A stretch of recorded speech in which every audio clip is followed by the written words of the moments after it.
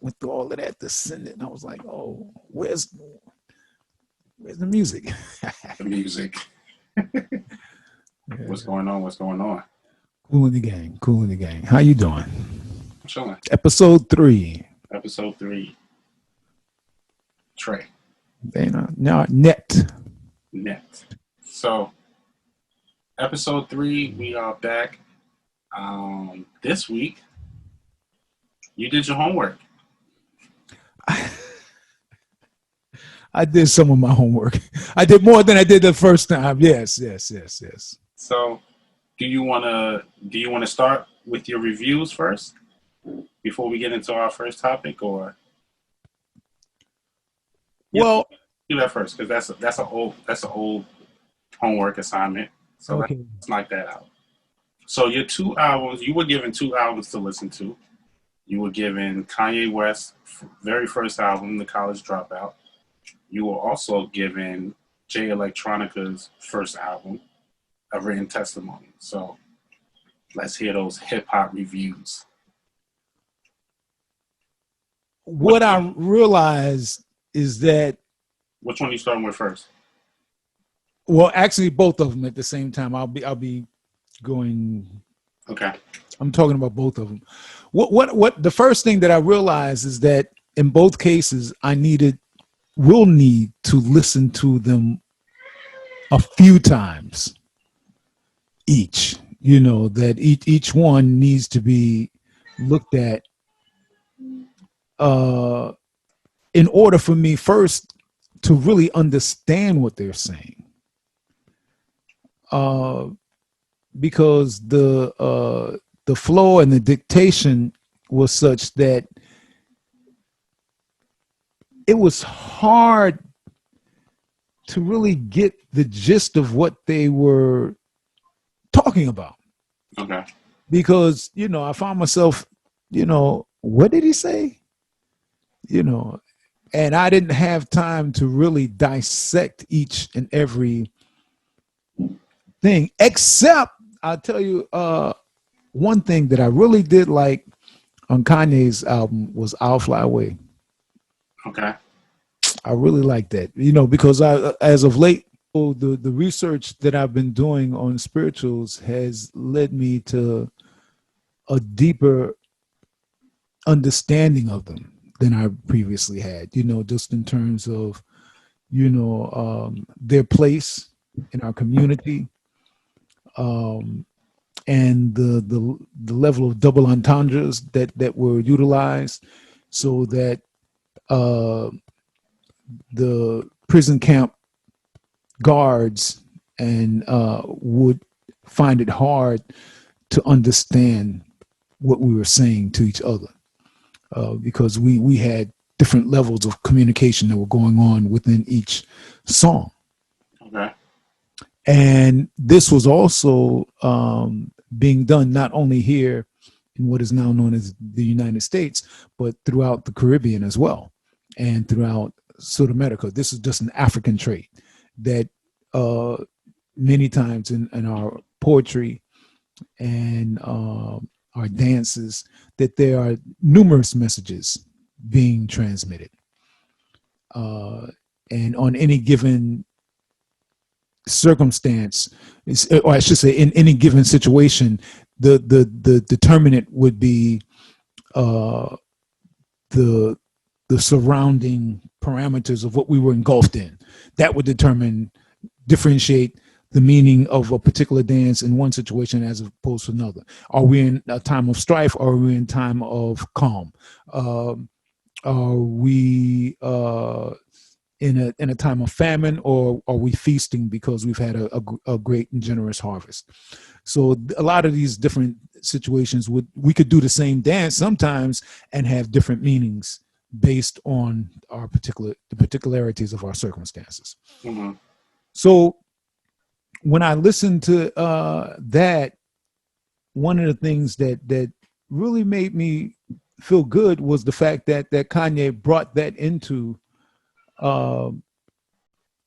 his repertoire, and it was a version that was pretty close to the ones that you will hear those in our community known as Gullah Geechee, but it wasn't as rhythmically from my point of view interesting, Okay. or inspiring as it was a bit dry, but anyway, but it was good still, and it touched me. Okay. I liked it. I liked the fact that he went there. That to me was like acknowledging the ancestors, and which is something that we must do more often. Right. Africans, we need to make that a regular part, because that means that we understand the importance of going back to fetch it. Go back and fetch it. That Sankofa. We need to go back, connect to our ancestors so that we can learn from the life lessons that they have bestowed upon us, even in our DNA. Okay. It's inside of us. It's not just in the written word or even our oral traditions. It's inside of us, because we are genetically our ancestors returned. We are as Sweet Honey in the Rock would say, we are the ones we've been waiting for. Mm. Okay. Do you want to touch on Jay Electronica's album at all? With Jay, I just found it interesting that one of the things it was like he would refer constantly to Islam and Hebrew Israelites, but Islam in particular, as if he saw himself as a member of the NOI. Right. And I found that interesting, considering how much profanity that he was using in his poetry. On one hand, he's talking, addressing these issues, from as they say, a woke position. Right. And then he flips the script like, you can't, like in order to keep his quote unquote street cred together, he had to engulf that woke consciousness in a putting the in the candy. Huh? Putting the medicine in the candy. No. Putting medicine on the candy? No, that's putting the medicine in the candy. Yeah. It's like it's giving it's trying to feed you knowledge, but presenting it in a way that you might be able to understand, the street people that might be able to understand, because he's talking their language. Yeah, but the fact of the matter is, all of us, within any generation, all of us are not quote unquote street. Right. No. There's some. I mean, but don't. The overwhelming majority of African people in this country are working class people. Right. We have a lot that are in the streets hustling. Yeah, but most of us are working 9 to 5 or 5 to midnight, right? Midnight to 8. We're working 8-hour shifts, right? On somebody's, plantation, and we're getting compensated. We're getting undercompensated for the work that we do, and then in terms of understanding that our work in civil service positions is prolific, and definitely a higher percentage of our population work in those kind of jobs because it was safer. Right. It was less likely to be, not that it wasn't not that there weren't racist stuff that we had to deal with, within in that paradigm as well. But it was harder to fire us in certain situations. If you're working in a post office, or if you're working in some politicians' bureaucratic administration jobs that don't are not lost because of selection processes that are commonly known as elections. The politricksters come and go, but the overwhelming percentage of civil servants stay the course, no matter who's in office. And it may be difficult at times, for people to work with those newly selected entities, but they nevertheless, that's why we have a disproportionate amount of Black people working in those kind of situations, because they were more stable as jobs, right? In order to, pay the bills, and take care of our families, and all that kind of stuff, and we had more access to rise up through the ranks, as it were, through the accumulation of seniority. So on the job, whereas a lot of times, in private industry, you be walking along, next thing you know, you're getting fired just because somebody didn't like the way you looked that particular day, or you say, or they said something and you said it back, in a way that they couldn't deal with, because you ain't supposed to, talk like that, Right. Whereas we had more room. I'm not saying total room, but we have more room to express ourselves, in civil servant positions. That's why you'll find, like, for instance, like in the White House, a substantial number of the people that work in the White House are Black folk. Okay. Been there. We've been there. Only thing was, before the war between the states, a substantial amount of those Africans that were working, in those positions were owned. Okay, so let me ask you a question. Are you bringing that up because you feel in hip hop that a lot of times they're talking to a small percentage of people who actually, okay, I'm saying specifically that audience, that they're all flexing on, right, or for, is smaller than the media is comfortable acknowledging. right. But the audience that listens to that music, you're saying majority of them they crossed the barriers. So you have people, children of working class people. You have children of, quote unquote street people. And you got, children of upper class Negroes, who wear suit and ties to work every day.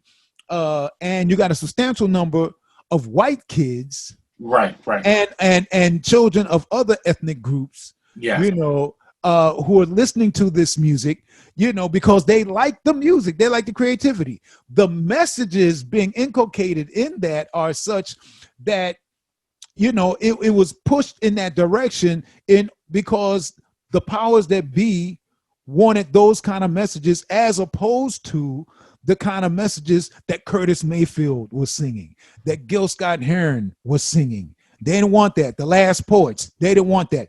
Dead Prez. That's why Dead Prez, as a new generation Last Poets, they are in that tradition. But I had this conversation with some of the folks in that ensemble, and I said, well, there's a lot of people who would really like to push you to their children, because there's a lot of, old folks who like that rhythm, right, or at least liked it in its earlier stages, when it was more musical. And which is another topic that I'd like to speak about, Okay. So let me ask you a question. Can you be inspired or motivated by music that you can't relate to? Like, have you ever listened to an album, though you couldn't relate to it? It's a feeling that it gave you, whether or not it was a good message or a bad message. Well, I'll say this. There are messages, there's music that I can listen to without knowing the particular language, and yes, be inspired by it. Yes. So, like, if it was a Spanish album or anything, if a language, if somebody was speaking Spanish, yes, there's music in that realm that I listen to and like, and there's some that I don't like. It depends on the rhythm. Does it move me? Spiritually, does it touch me in a variety of ways? Yeah, I listen to music. From the continent of Africa. There's no way. First of all, I only speak a small, very small phrases and songs, in the Yoruba tradition. I'm familiar with listening to, the music of Sunugal, Yusuf and Daughter, and other folks in that genre. So, sometimes I don't even know the name of the artist, but I'll hear a particular song and I'm like, wow, that's slamming, or lately I've been listening to a lot of djembe stuff, this new age djembe stuff. These kids got some slamming chops. Sometimes I think they're ODing on the chops, because if you listen to some of the older cats like Mama Diketa, you'll see that he may not have some of the chops that some of these young kids have, but he's very musical. And so his music is swinging, and when he takes a solo, it's within the context of the rhythm. Whereas some of these cats are just trying to, but when they hitting, they hitting. The riffs that they're hitting, man, these kids, they coming up with some stuff. Every song don't have to be that fast though, So there's room for a variety of tempos. And for a variety of nuance. Okay. So with his message, what would you have like outside of course, I know we talk about the some of the language that he chooses to use. What would you have likened to taken out where you would have felt that it would have been one goal or one idea of how that album should have went? Well, the thing that I heard with both of them, there was a question came up in my mind as to, and I discussed this.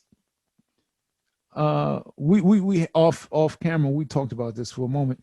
I said, because I don't hang out with these kids that are listening, to this particular genre. And I said, are they dancing to this?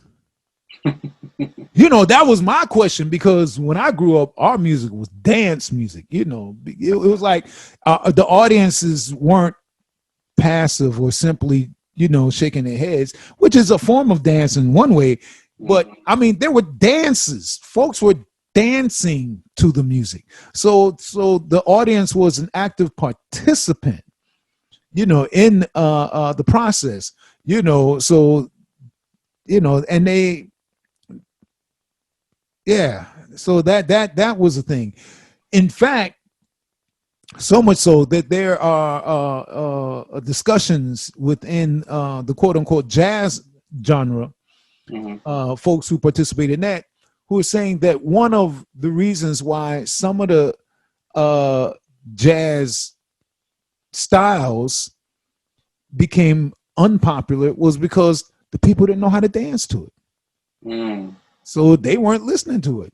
And it's amazing to me that these cats are as popular as they are when it's obvious, it's questionable. Well, let me ask you, are people dancing to A Love Supreme? You can't dance to that. You can dance to it. I'm not saying you can't, but and that's just one song. That's just one song. Well, I'll say this. Put it all in a box, but I'm just saying, like, how much jazz can you dance to? Oh, in the early days, yes, all of it. Because Duke Ellington played for dances.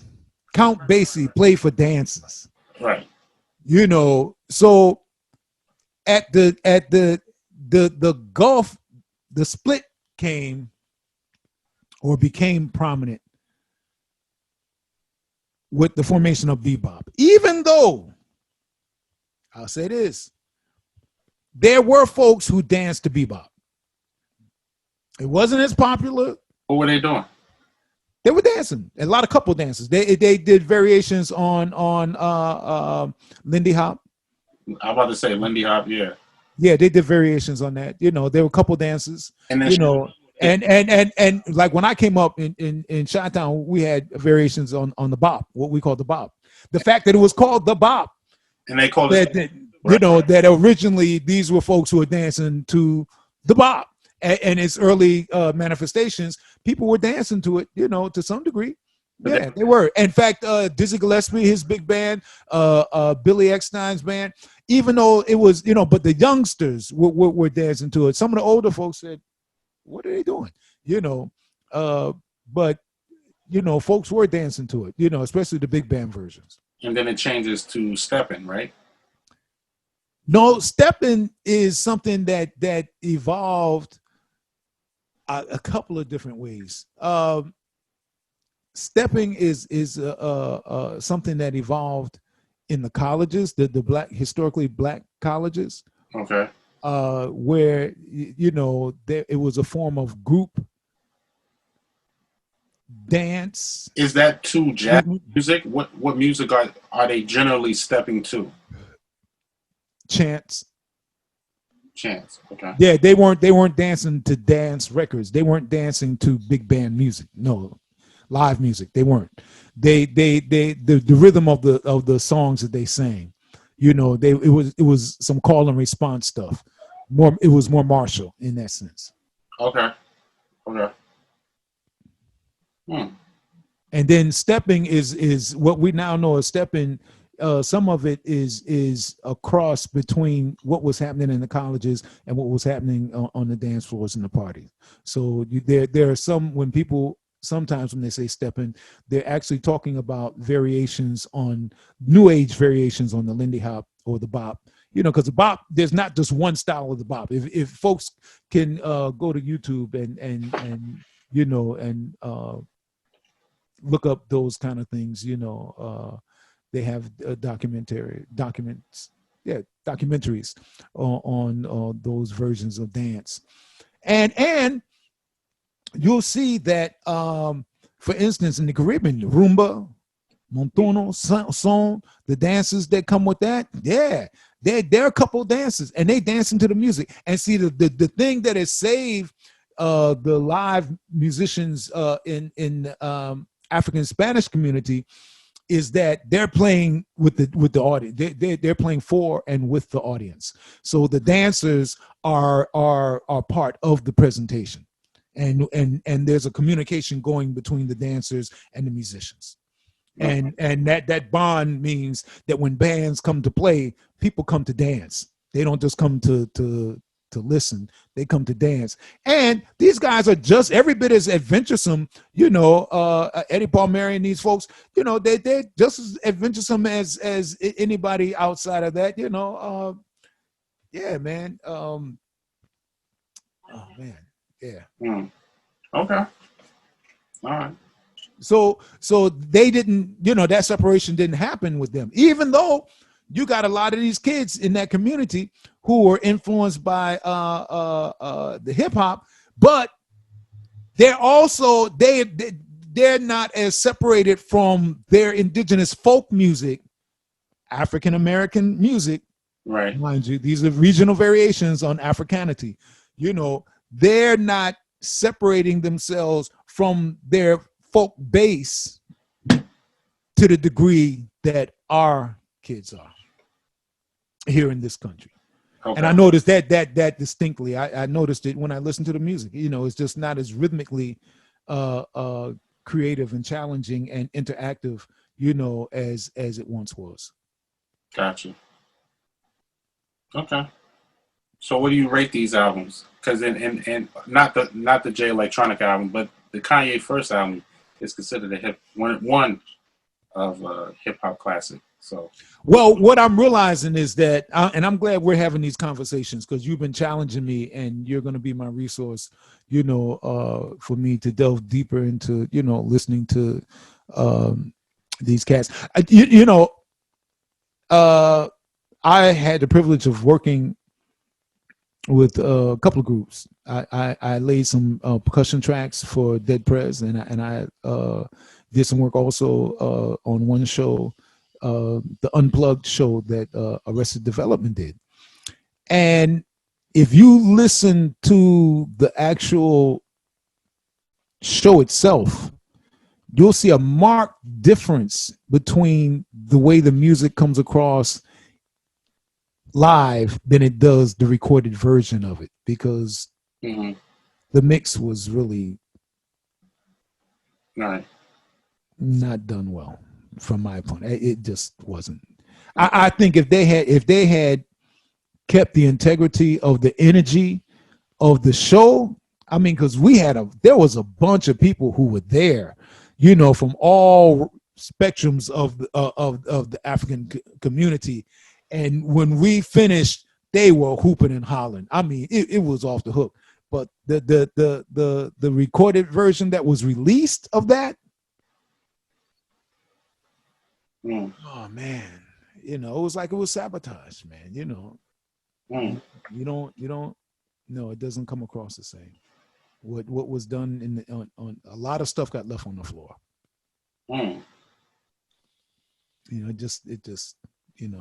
I to be honest with you, I think that had they just simply released it, all they had to do was,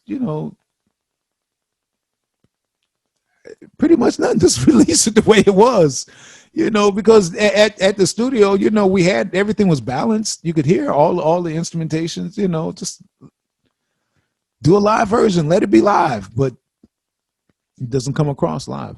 It doesn't come across. You don't really get it. And I think, that album did not get half of the acknowledgement or the play, but there were songs on that album that, had it been mixed correctly, it would have been a very good follow-up. No matter what direction they went into, it deserved better. Gotcha. Okay. Well, no rating. No ratings on these albums. No, I don't think I don't think I'd be an accurate person to judge. They're within the realm of that genre. Okay. I can only my review is based on its relationship to other African musics. Okay. Those two cuts. Gotcha. Those two cuts. I can't even judge how it reflects on them as artists. Comparing to what other work that they've done. I'm not as familiar with it, so I can't tell whether this is a sign of growth or can it go somewhere? No. Well, Jay Electronica doesn't have a follow-up album. I can give you a Kanye follow-up album. Okay. But yeah, so we could do that as we go along with the show. Yeah. And I'll say this.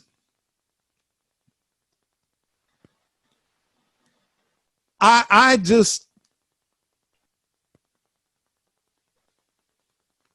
think it's, and it won't, I think it's problematic that more of these artists are not as grounded, because there are some. Yeah. There are some other artists that I've heard, and when I listen to them, I'm like, oh, I can dance to that. So it's not. But at those two cuts in particular, one of the things I recognize, I'm like, are people dancing to this? I mean, that and to me, because the body politic of African community is about inspiring one another to move, to do. Okay, so all right, so you might not be inspired to move, but you're listening to these albums on the way to work. You're listening to these albums to get you through your job. So that's why I asked you that question. Can you be inspired, even if it's a feeling like this is going to get me through the day? So no, it doesn't drive me to move, but it does give me a feeling. Because I have like it's not weird, but I have a Talib Kweli album that I used to listen to like all the time when I worked my overnight job. Those two don't correlate. And now you could dance to that album too. But it was also just getting me through. Getting me through the night while I'm working. So that's why I asked you how many albums do you listen to that is just a feeling? Well, I would say like a love supreme. That's a feeling. I'm about to say, so when I listen to that, I'm a lot. yeah, Mm-hmm. you know, it moves me. I remember one time I hadn't listened to it in quite some time, and there's another cut. There's actually the bass line is like a spinoff from A Love Supreme, and that's The Creator Has a Master Plan. Okay. Pharoah Sanders, who was a protege of John Coltrane, and worked with him at the end of John's career before he made his transition.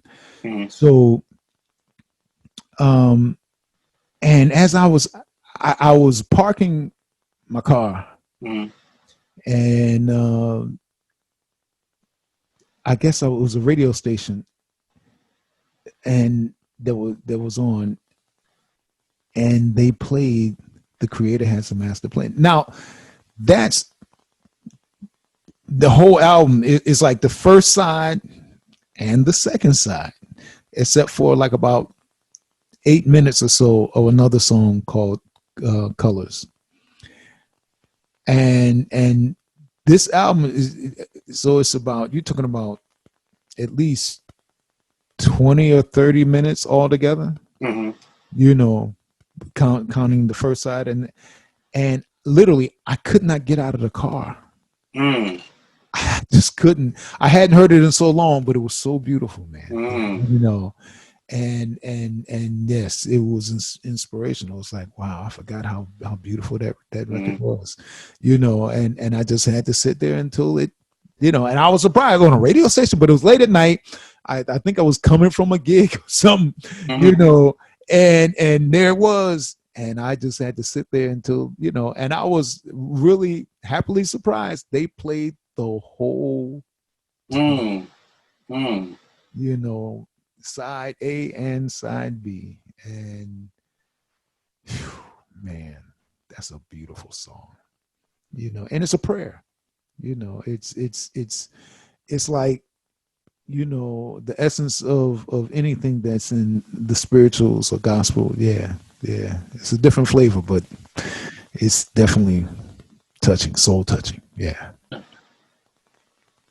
So, see, sometimes you can just, it's a vibe.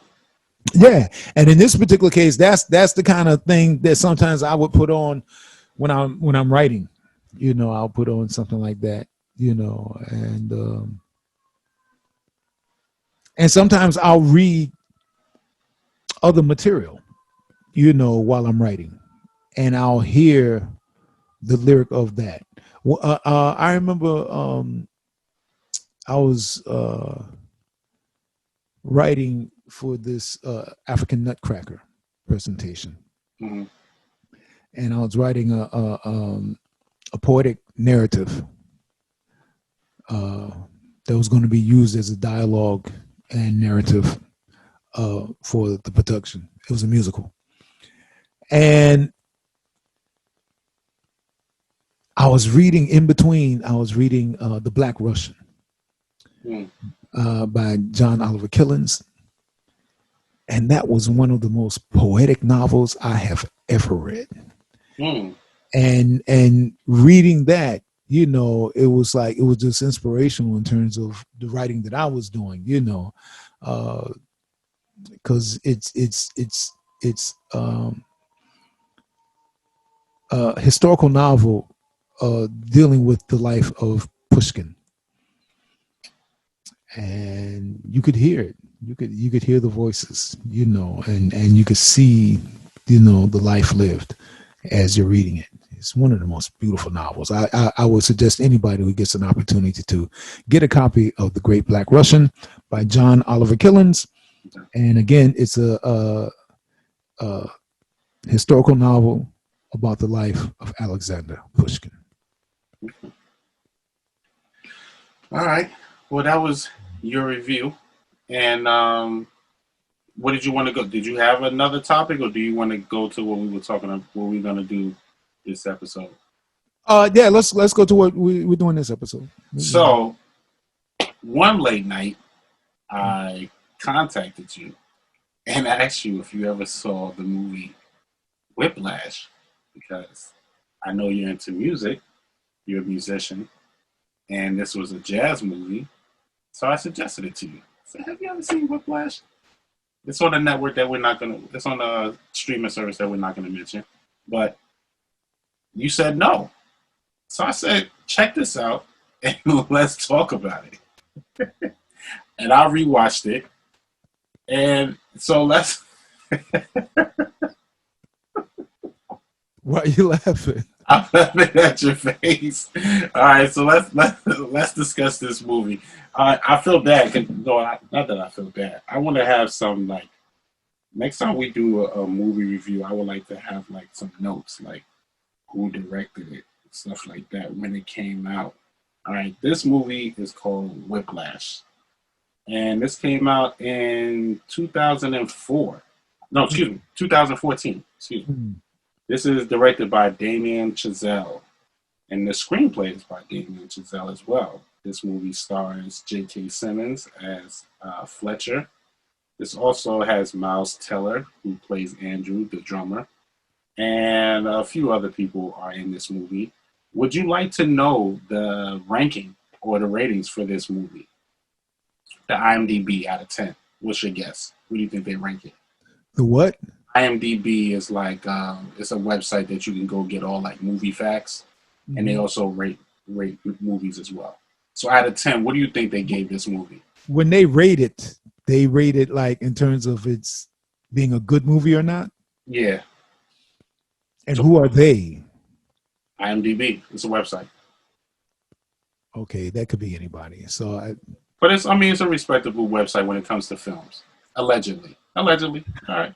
What do you think they gave it though? See, just that whole process sounds bogus. But anyway, I don't it would depend on I'm sure they probably gave it. I wouldn't know. I wouldn't. All right, they gave this an 8.5 out of 10. Rotten Tomatoes ranked this 94%. Means that and Google users, 93% of the people like this movie. What people did they ask? They probably took a survey, you know. What does that mean? It's okay, they took a survey. They didn't ask me. They didn't ask. I'm willing to bet money that they didn't ask a whole lot of black folk what they thought about this particular movie. I beg to differ because the lead drummer and the rap band, The Roots, Questlove, said he enjoyed this movie. And what, I'm supposed to be impressed? I mean, he's the lead. He's the hip hop drummer. I know who Roots is. Yeah. And he's a damn good musician. And Roots, the band, I like the band. Yeah. All right. Yeah, they slamming. I give it to them. But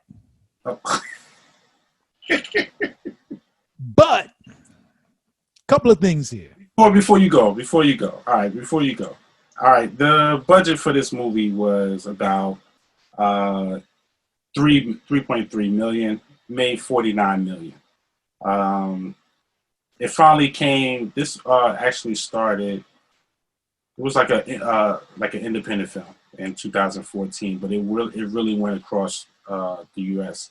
in 2015, and that's when it got a lot more acclaim. So okay, I'll say this to that. Go ahead. The claim of the claim to fame by whoever reviewed this particular movie. 8.5 out of 10. You do know that the movie Birth of a Nation is considered to be a classic. Birth of a Nation? Yeah, the original version that was shown in the White House. It was one of the first films, moving films that was shown in the White House during the administration of Woodrow Wilson. Okay. Avowed racist. And it's depiction of African people, as stumbling, bumbling. From 1915. Yeah, Okay. You know, and to this day, when people, despite the disparaging images of African people, you know, there are people they'll talk about it. Yeah, but it is a classic. It's a well-made movie.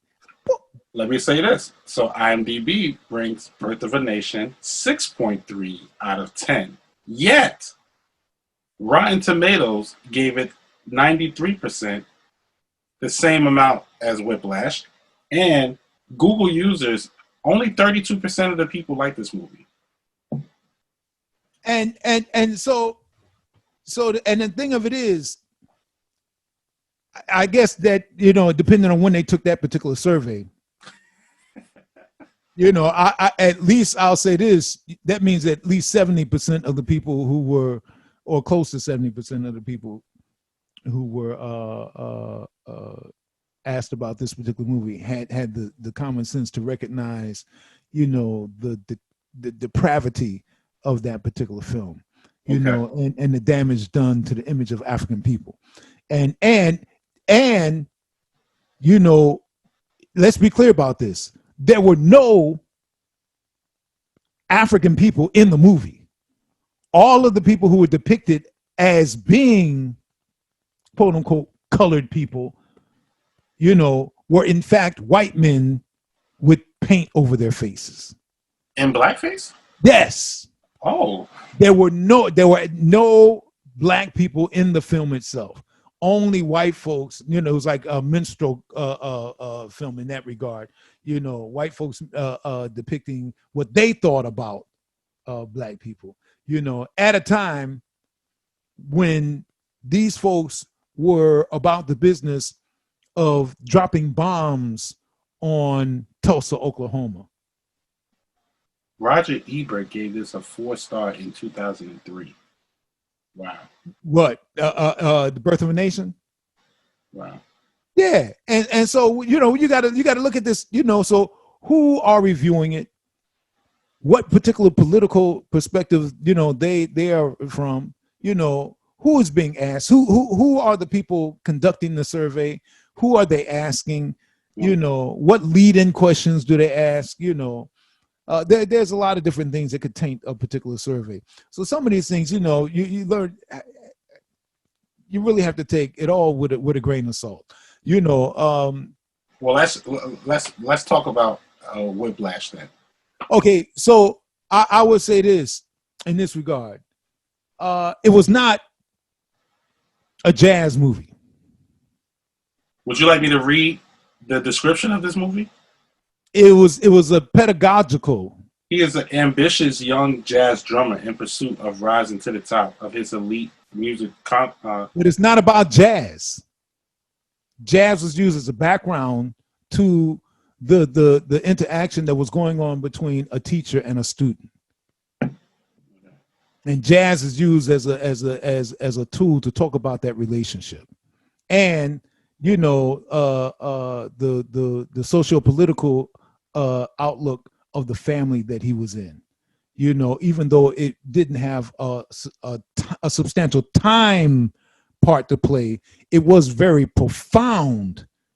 The relation, the dinner that was taking place, you know, in that family, that was profound. You know, that gives you a sense of the motivation behind this kid. You know, yeah.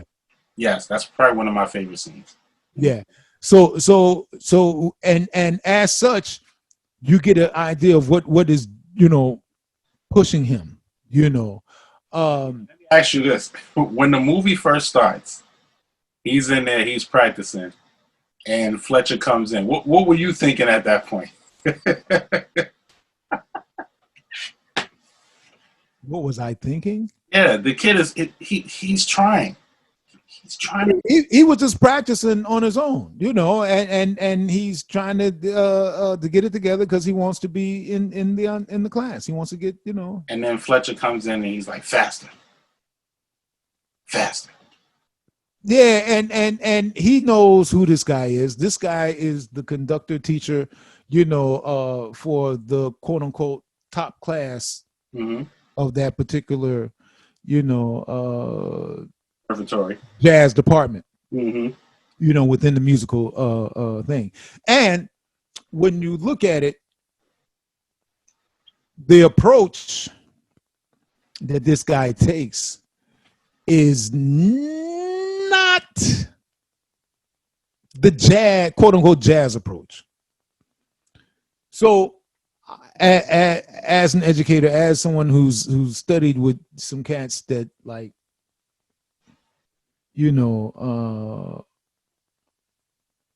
who I admire and am still learning from, even though in one particular case, I know one of my teachers has made his transition, the great John Lewis, artistic director, leader, pianist, composer of the modern jazz quartet, amongst other things. But he also played with Charlie Parker. He also played with a whole bunch of other cats, you know, Dizzy and them, and you know, acquired along his journey, you know, PhD. You know, John Lewis is just he's one of the foundations, and the fact that his name is not even more popular, you know, speaks to the infection of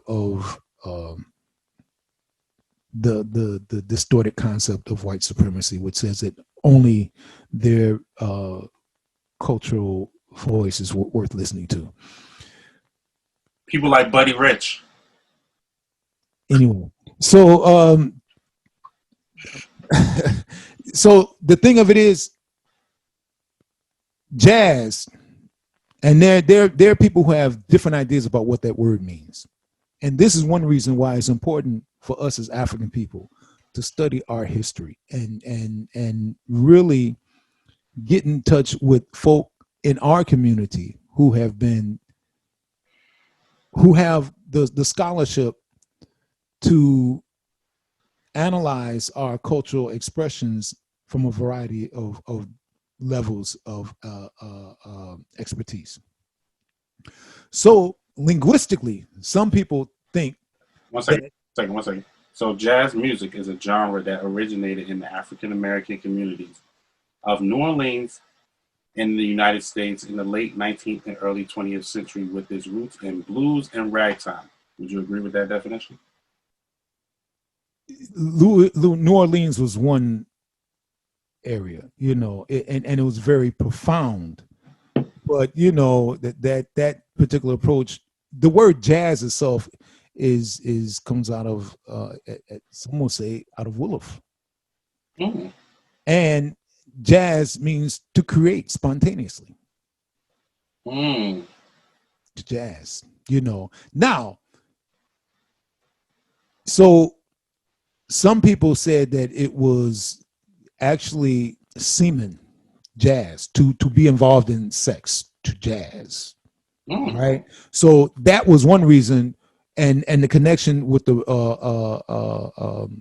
brothels was such that, you know, a lot of cats who later on wanted to deal with the artistic aspect of the music, you know, wanted to kind of separate themselves from that brothel image, where it's like it was said that, you know, the musicians in those particular places. So then that music became that. No, jazz meant to spontaneously create. And as such, there are sexual connotations to spontaneously create. You know, that's a creative endeavor, you know. But see, our concept of that sexual spontaneous creation is a beautiful thing. It's not profane, you know, it's profound, and enlightening, you know, that when a couple comes together and bonds in that light, you know, it goes to another level of enlightenment, you know, in the best of its, you know, connotations. And that the fact that new life is a part of the process, the fact that new life is a part, that's not profane, that's profound. And so to spontaneously create. And so that was the essence of the music, you know. And you will find that in particularly in the South, where we would have to say not only New Orleans, but Mississippi, in the Gullah Geechee communities, wherever Black folk were, there was this tendency to rhythmically be creative with musics that we came in contact with from other communities. And even our songs, we were not regurgitators of our culture. So the goal was for each person to find their voice. So if I learned a song, for instance, if I learned a song that I was taught, let's say from Babatunde Olutunji, She Nanio, when I sing it, my goal is not to simply replicate the song as taught to me by Baba, but now I have to add my experiences, my nuances to it, my voice, because my goal is not for me to replicate Baba, but to be an expression from myself. Atiba inkululeko kwabana. Okay. So monsibo unk. So if I'm that, and if I'm being steady and bringing that, then my voice gets heard. That's the goal, and as such, it reflects all that I've been inspired by: my family, my community, my people, the planet. Mm-hmm. That all those inspirations inform my version of that. And so it can't possibly be a replica of Baba, who may even have sung different versions of that song depending on the circumstances that he was in while he was singing it. Okay. So I remember one time I was playing at this club, my quartet, and we had been there a couple of weeks, and the club owner one day was shaking his head and he said, I just realized y'all not just doing all original music. I know some of them songs. Y'all doing your own thing with it. I said, yeah, that's right. We're not the jukebox. That's why you hired us. Mm-hmm. So,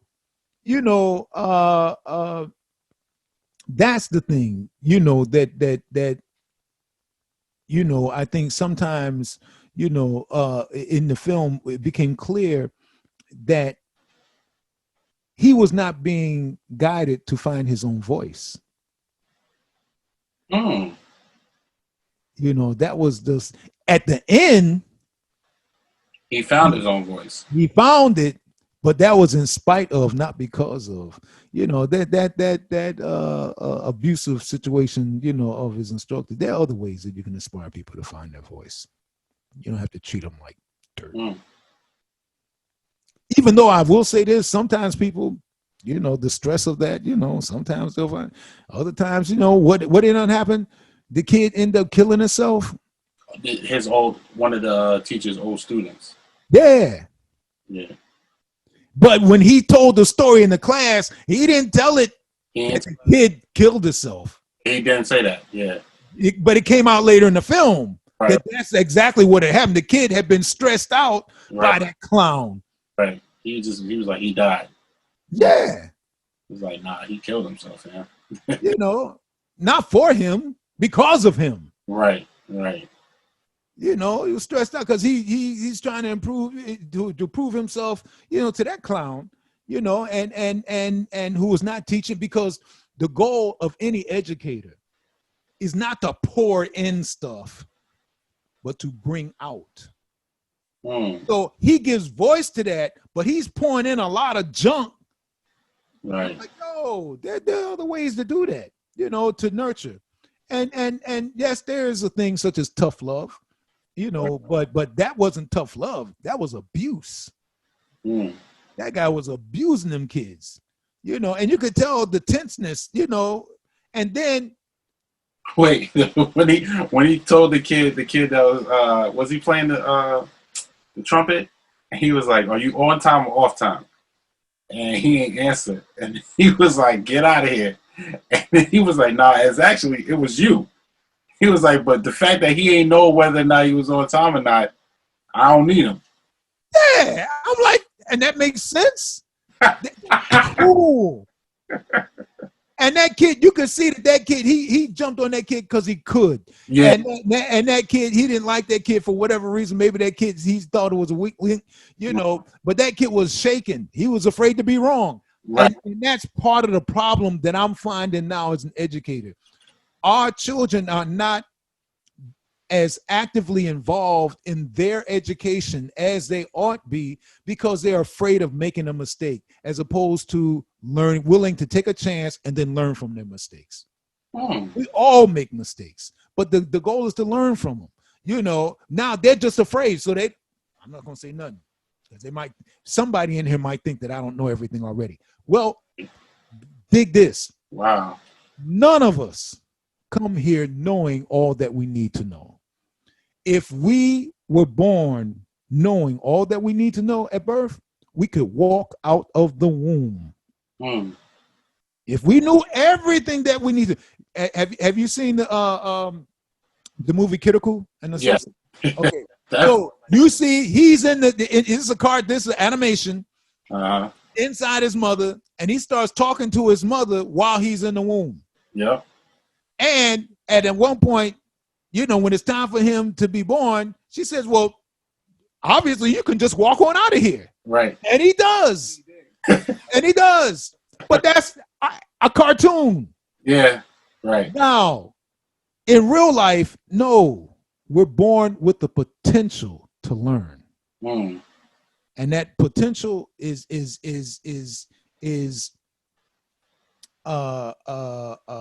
fertilized by the DNA processes that date back to the beginning of time. Because the Dagnesh, the Queen Mother, who is said to represent the woman who gave birth, the first woman to give birth, the oldest bones that they have found on this planet so far is an African woman.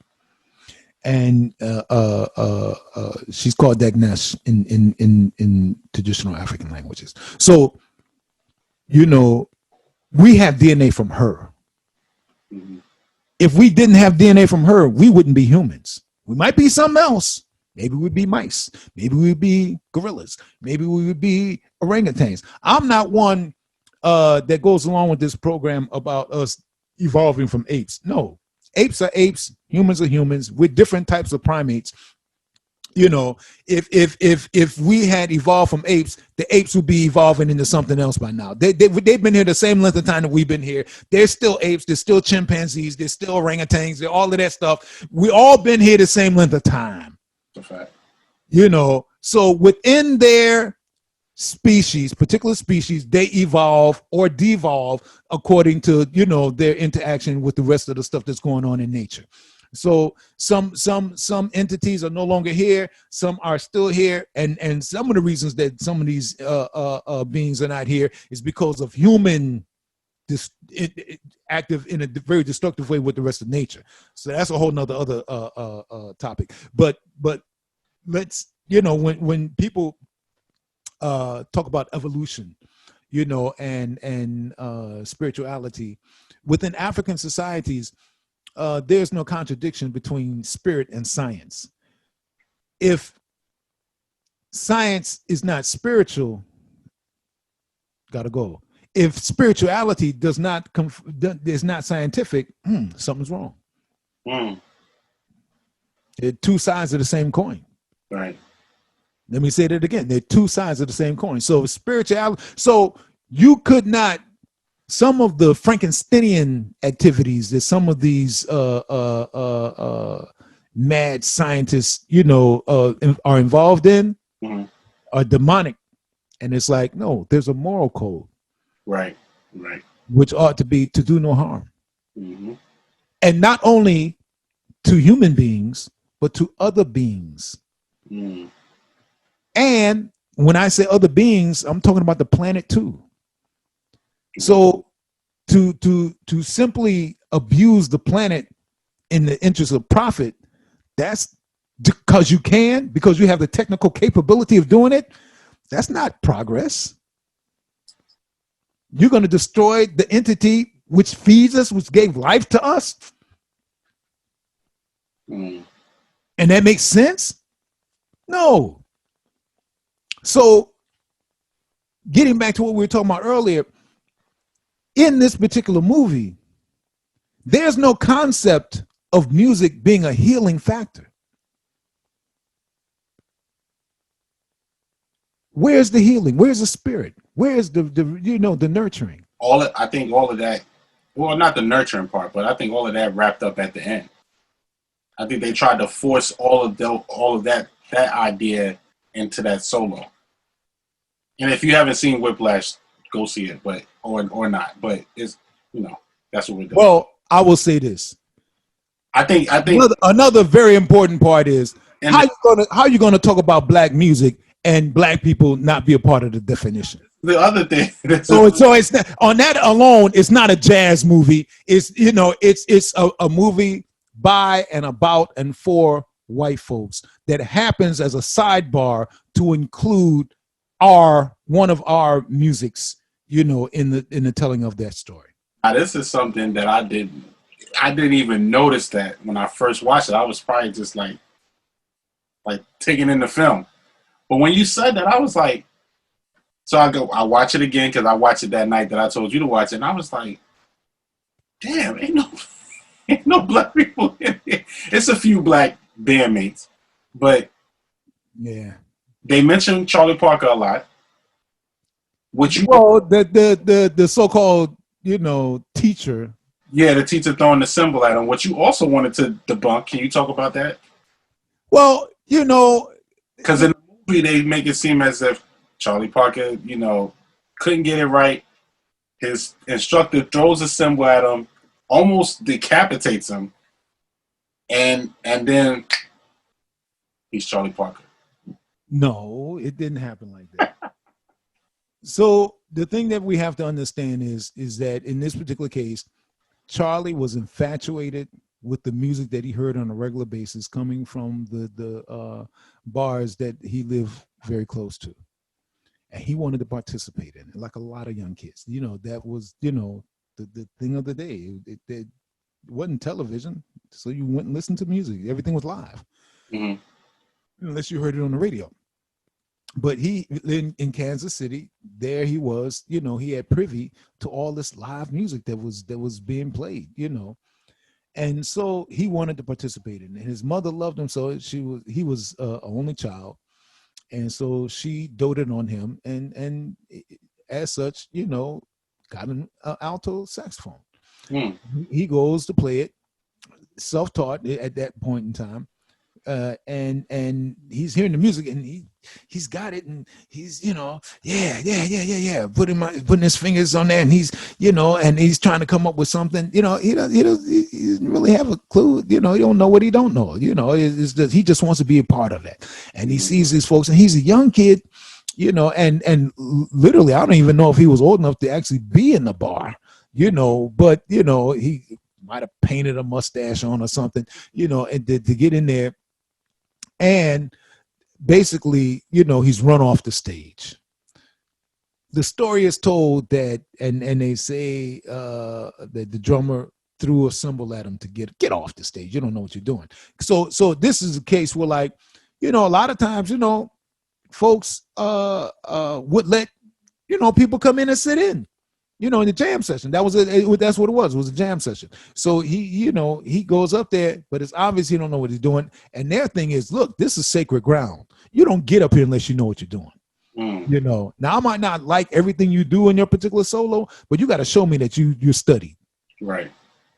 So get out of here. He's upset because you have literally pissed on the altar. So you got to get out of here, because we're in this bar, but this is holy ground. Once the music starts, we're transforming this.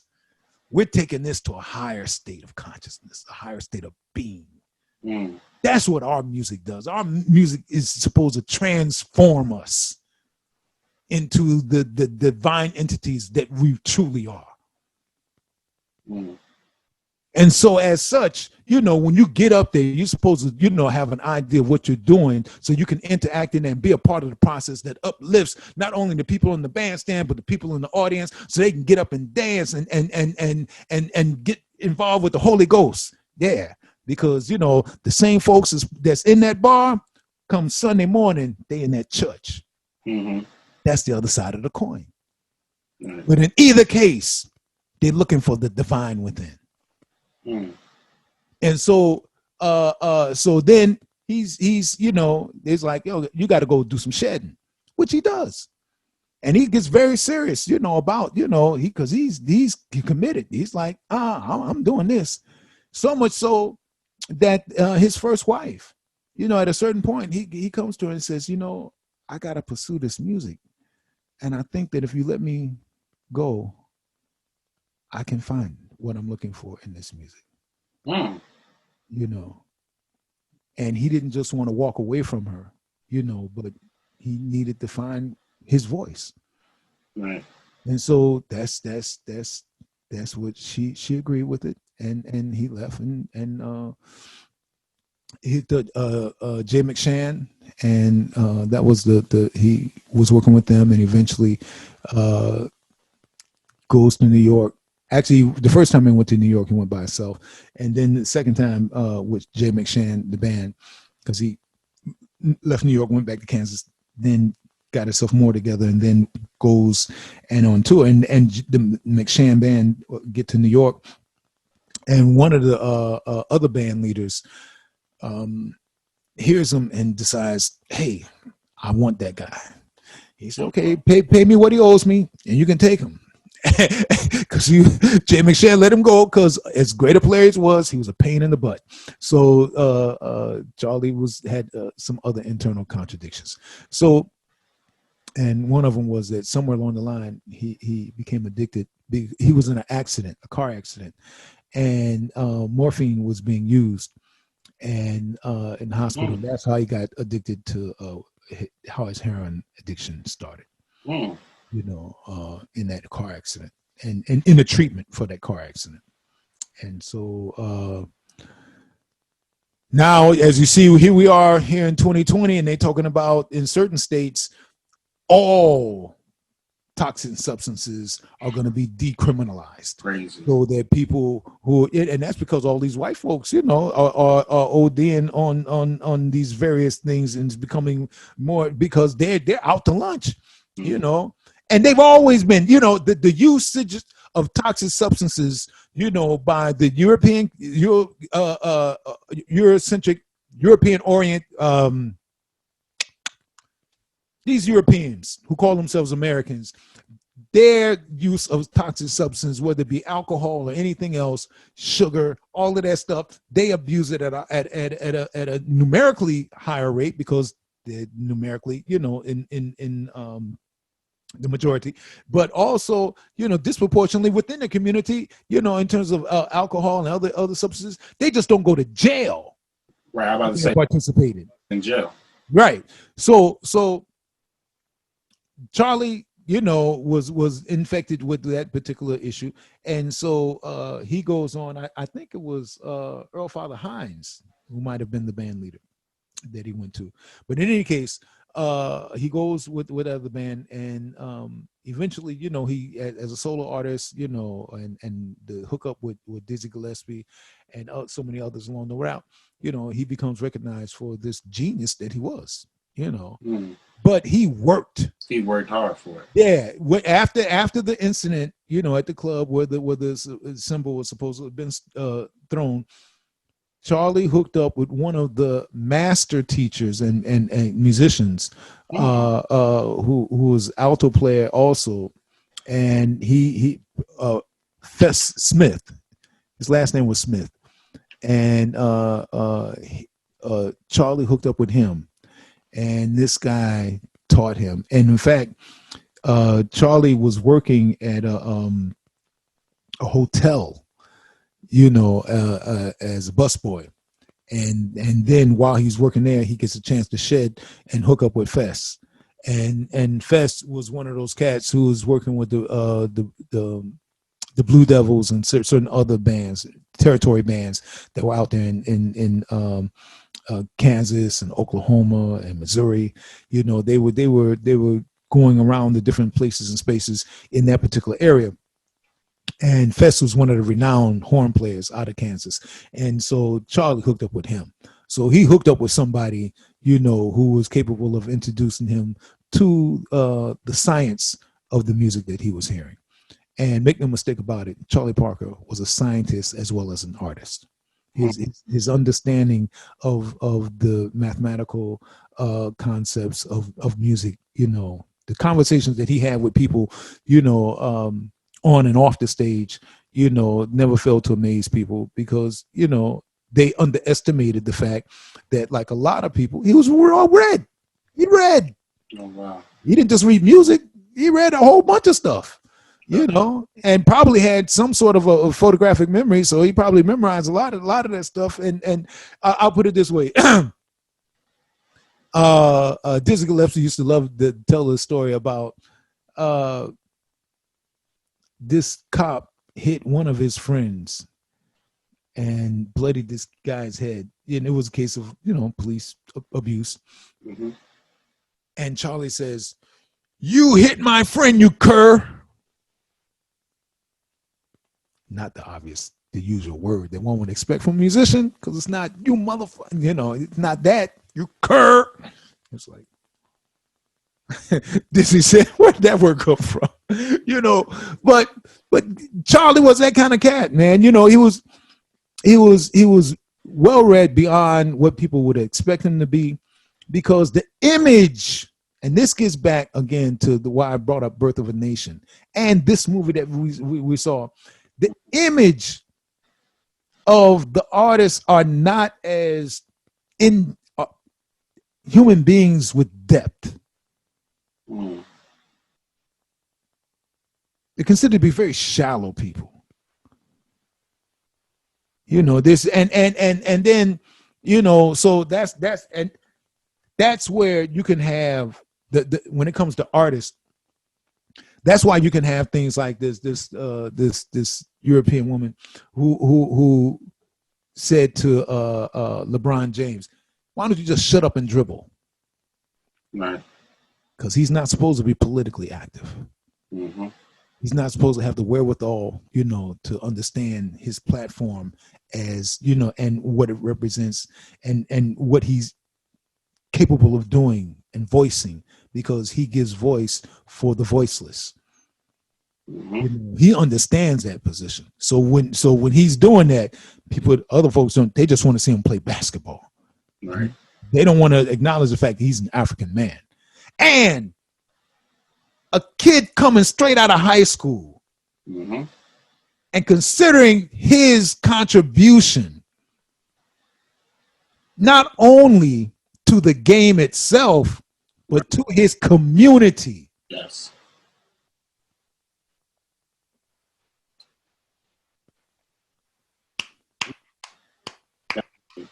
Big ups.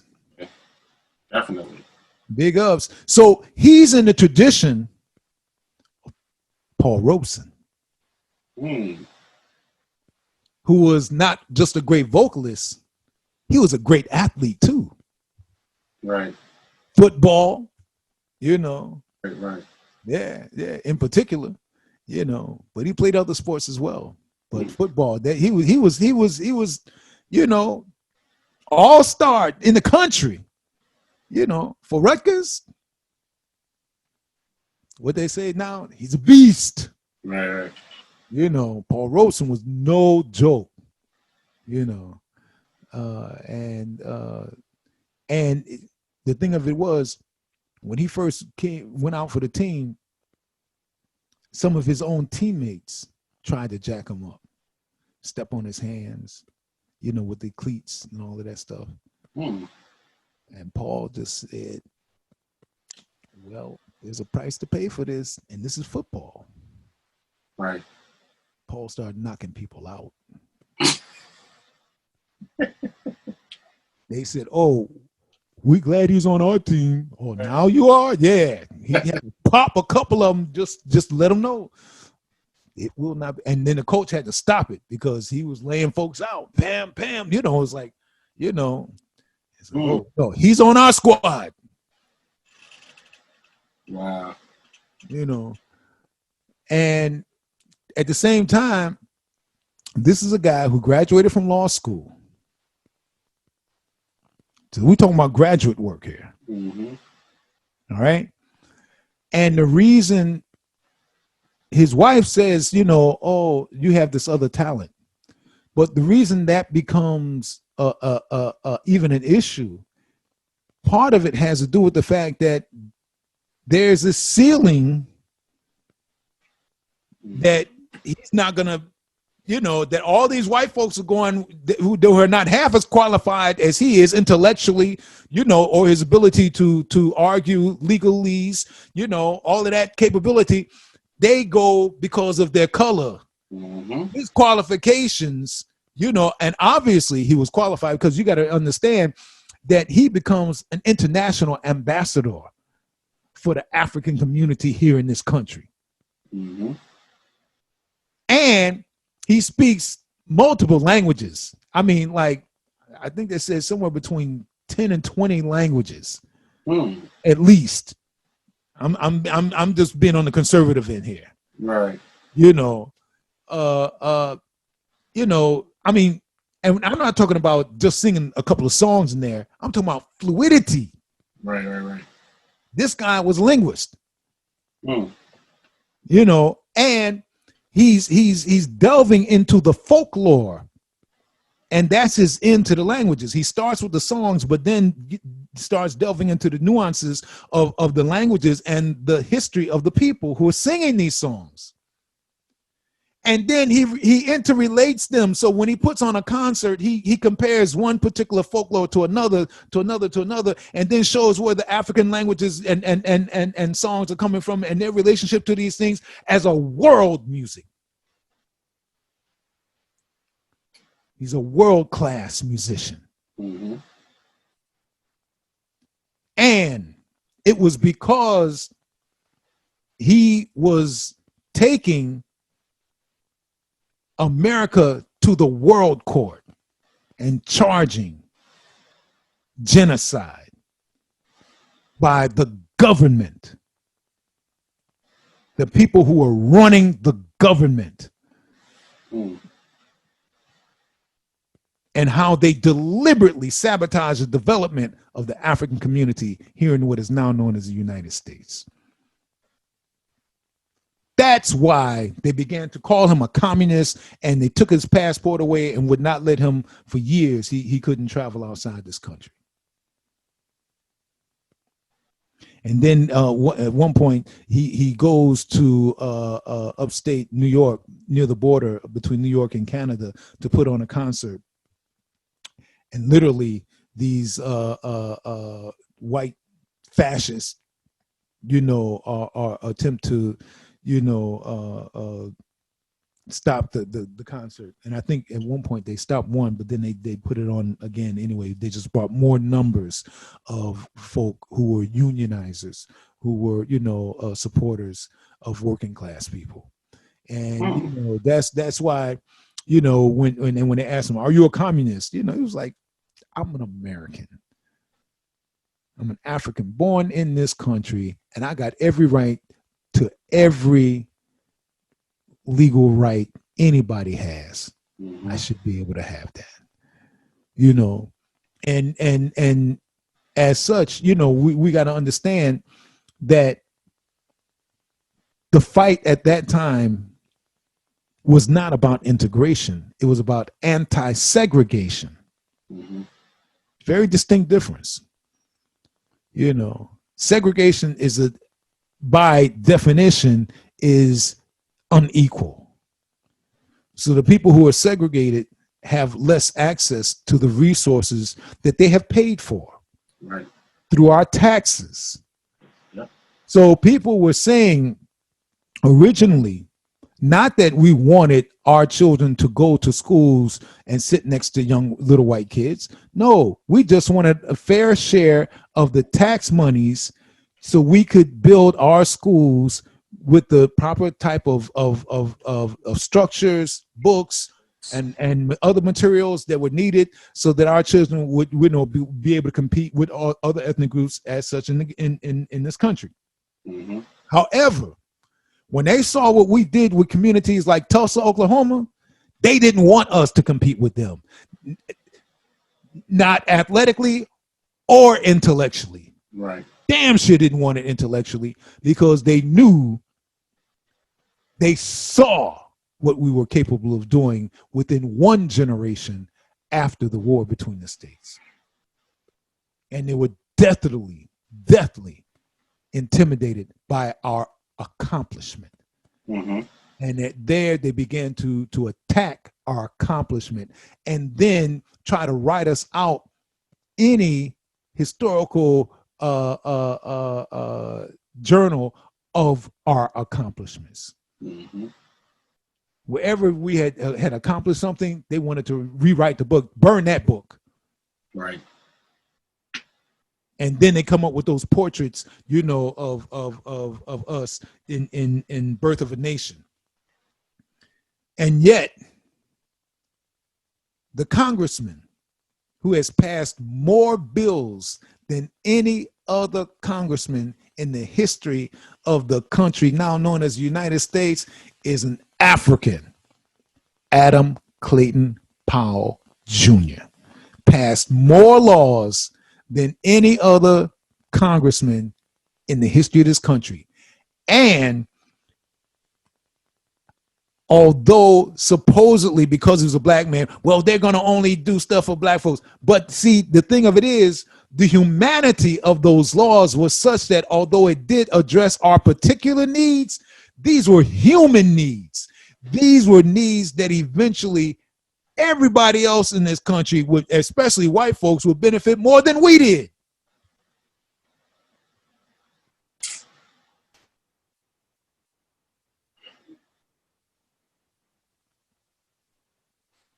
By the way, Adam Clayton Powell at one point was married to Shirley Scott, great organist, singer. Mm. Big up, Shirley. I want to give her,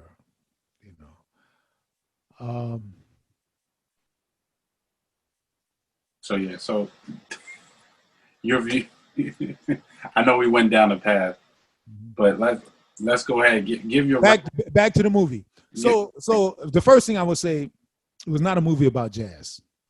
Okay. It was a music about the destructive capabilities when you find someone who abuses one of his students, and dogmatic, it was more about that. And it also touched upon the fact that, there were other, and it was interesting that music was frowned upon in the family, but athletics wasn't. And what was the other guy? The other cousin? Yeah. One was an athlete, and white folks not, just like play for D3. He's playing D3 football. Yeah, and what did the kid say? He said, if you think you can do it, come play with us. He said 4 words: you will never hear from the NFL. Right. He was saying 4 words: you will never hear from the NFL. Come play with us. I was like, oh, that was a diss. Yeah, that was so enough diss. Yeah. And then the other kid, what was the other kid? He was in politics. Yeah, another loser, politics. So in any case, so that scene was there. So here you feel this family stuff that's going on, and now check this out. Mm. The reason why he's catching that grief is not because he was studying music, but because he was studying a music that's identified with black people. Jazz. You think that's what it was? Yes. And that's why, he's catching the flack. Because if he had simply been the next Bach or Brahms, right, there would have been a problem about it. Right. Yeah. But again, I'll say this: it was not about this was talking about stuff that was going on in the white community, and any of the black folks was. In fact, the only black kid. Notice all of the drummers in the school were white. White. You had black folks playing bass. You had black folks playing trombone, sax, all these other instruments. No black kids playing drums. The only black kid playing drums was playing buckets. And they didn't even get somebody who could clock the buckets. Because I've heard, look, here we are in New York City. I hear kids who be slamming on some buckets. You talking about paradiddles and all that kind of stuff. I mean, and then they'll get that kid was. They'll get 2 or 3 different buckets and tone them. They stack them up in such a way that they get different tones out of them buckets. And I'm like, yo. And then when you hear them playing, they playing songs. Right. These they ain't jacking around. They're telling life stories on these buckets. That kid, although he could play, they didn't pick nobody in that, See, that would have said something, but they picked a kid that this wannabe elitist, wannabe whatever the other white guy was, who they never recognized that he was a student of Papa Joe Jones, Chick Webb, and so many others, Kenny Clark, Max Roach, no. Max Roach is mentioned one time in the movie. Yeah. But there was a whole bunch of others. Yeah. Sid Catlett, there's a bunch of others, right. Elvin Jones. Yeah, I mean, there was so many. There's so many of us, and that. It's like this guy could look down on the brother, because I looked at the look on his face. All right, so you didn't think that he was walking by and got inspired, like, he wasn't rejuvenated? He wasn't like, I remember when I used to drum. I might want to get that feeling back. Okay, no. Anyway, so I'll just say, look, when it comes, like, first of all, we have to be clear. 2 things. Number one, like saying this is a jazz movie when there's no voice given there's no allowance for Africans to talk about our part in our culture, because they're talking about them and their sidebar behaviors and experiences to our cultural apparatus. Because that's not what they created. Right. And I'm not even going to say that there aren't individuals amongst their community who may have influenced a few different, hey, I've listened to some Europeans, and there have been some individuals who I can say, oh yeah, I like that song, or I like that particular artist, it's like, okay, that's cool, but make no mistake about it, I know that I'm an African playing African music.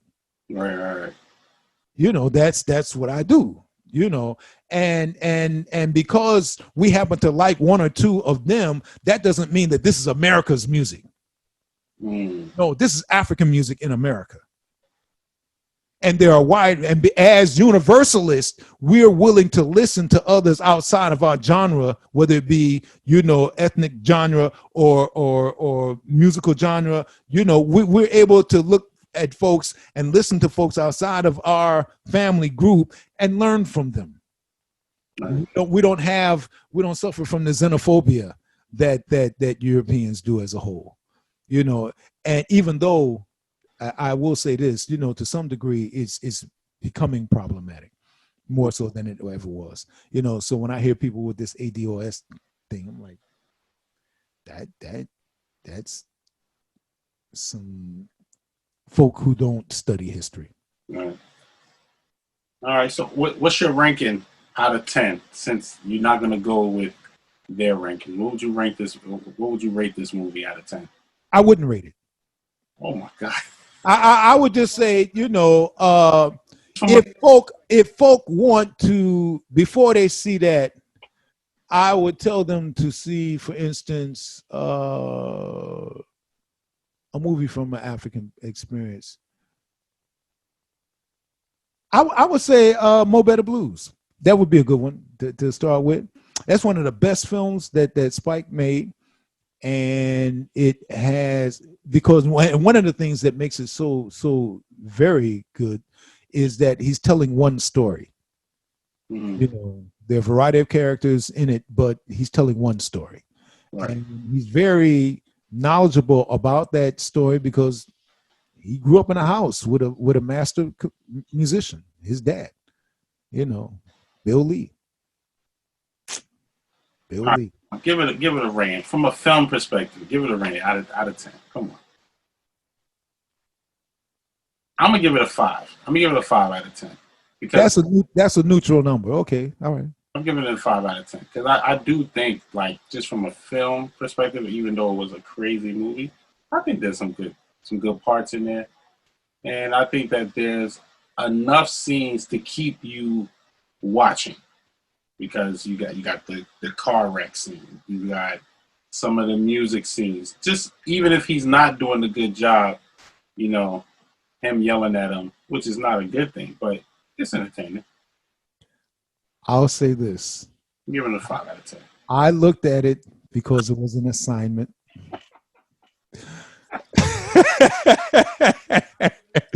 And I will say this: I would have paid for this. You to go see this in the movie because 2014, this is before the pandemic. You would have went to the movie theaters to go see this. Would you have been upset that you paid to see this movie? Yes. Oh wow. Okay. But that's cool. I've been upset by movies much better than that. I've been, when it comes to spending money, I'm like, I pay for this. Look. So maybe we should come up with a rating. I like to rate things by, would you have paid full price or would you have paid matinee? So is this a matinee? Because the matinee is cheaper than the going to see the movie at 10 o'clock. So you want to get that kind of rating? I would say that I would have loved to see this at a matinee because nobody's going to be in the theater. You just sit there and laugh. Well, I'll say this. I'm happy that I saw this on free TV. You will not rate this movie. Just find a rating, man. No, that's my rating. I'm happy that I saw this movie on free TV. Oh my God. Yes. Big ups. See, once you put it in that realm, you said, did I pay for it? Did I go to the matinee because it's cheaper? No, there's other levels. I'm glad I saw it on free TV. Oh my! Because if I had donated any kind of money for that, I'd have been drugged. Yeah. I'd been like, oh man, I paid for this. Look, but there are movies that I paid to see. Yes, and believe me, look, I remember, and this film shall go unnamed. Okay. I'll put it this way: it was a movie of white people playing roles that originally were people of color. Just to say the very least, they had to be people of color. Oh my God! Now I want to know what you're talking. So can you give us when this movie came out, or around the time was this? I forget the time, man. Okay. Anyway, all right, go ahead. So I'll say this. So these white folks involved. Okay. And in the movie, the Negroes in the audience, some of these Negroes started crying about this white boy, and I'm like, I wanted to go through the audience and wake up, read your history. First of all, that's not who they claim he is. That ain't him. Like tears. What? Like tears. Yes. Okay. Oh, wow. So I was so upset, man. And then the fact that I paid, and not just for me, but for other people that I was with. Oh my God. The sister I was with at the time and her daughter, I'm paying for us to go see this movie. And then we're surrounded by these Negroes who are having this, they're crying over this white guy. I'm like, oh no. Oh God. Look, I know for a fact that there are many of us who are infected with self-hatred and love of our down pressers, such to the point that, remember Malcolm said, when the house Negro and the field Negro, right? And he said, the house Negro says, Massa, we sick? Massa, our house burning down? No. That's not our house. And we ain't sick. Well, we're sick if we identify with that clown. All right. Then we're sick. Right. Just like, I hear some of these people, as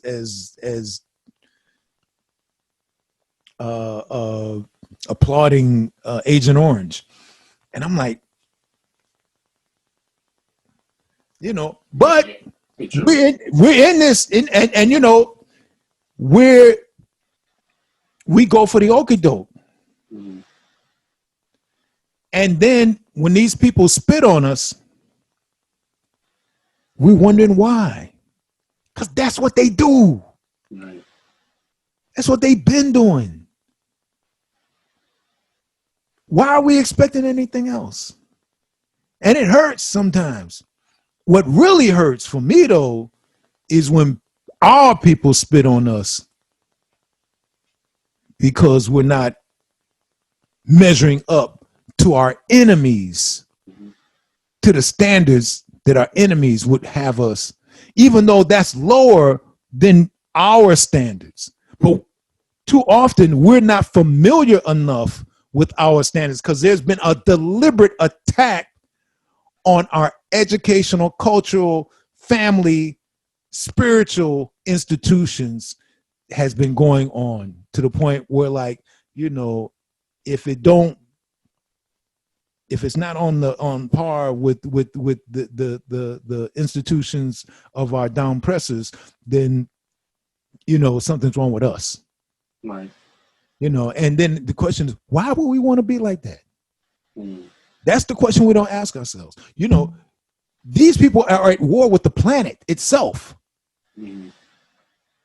They will do anything in the interest of profit, even if it means jacking up the planet and everybody on it. I look at the way Agent Orange talks to his constituency. Now, remember, this is a guy who bragged about abusing white women. Yeah. Because the overwhelming majority of those women in those contests that he was running are people that look like him, his daughter, his wife, his mama. That's who they look like. All right. You might have a speck or two in the crowd, but overwhelmingly, that's them. Yeah. And he's talking about going around and grabbing these women by their private parts. You just grab them. And yet, in the one before and in this particular selection, over 50% of European women voted for him. And some of the stuff as he was talking in his process, he's dogging them. Yeah. And they're still voting for him. Mm-hmm.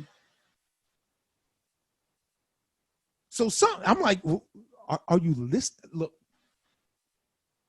here's an example. One of the Oscars. So they're giving this guy an award for life achievement. Okay. And he's called up to this white guy. He's called to come up to accept the award. Mm-hmm. And he's one of the renowned actors. Mm-hmm. And he begins to pontificate. And as he's talking, I'm listening. And I'm saying, well, wait a minute. Maybe if I get closer to the TV, I'll hear something that makes sense here. Mm-hmm. And I'm not one complete sentence came out of this clown's mouth. Not one complete sentence. Every time he came close to a period, he took a turn and started another thought. I'm listening to him. Okay. And then after he finished, did he finish with a period? Nope. It was just hanging in the air. He walks away and they give him a standing ovation. Oh, wow. And then in that's why I call it television. So then in the newspapers the next day, they're going off about how articulate this clown was. Oh, wow. And I'm like, they didn't see the same show I saw. They didn't listen. And now one thing I know, because I studied their language, and I'll say this, I went to a grammar school. And I learned about English grammar. And one of the tools that they use to teach about their grammar, they teach you how to diagram their sentences so that you can see each word's place in the sentence and its relationship to the other words in that sentence. What makes it a complete sentence? Where's the noun? Where's the predicate? Where's the object?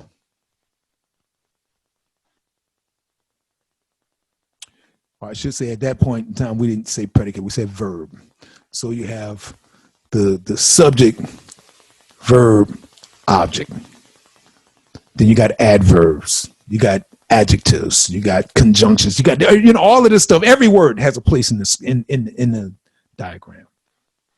And they used to give us that, assignments, like if we had misbehaved at the end of the day, and you had to go to study hall, instead of going out to play, you had the diagram 15 pages. When you finish, that's by then playtime is over. It's time to go eat.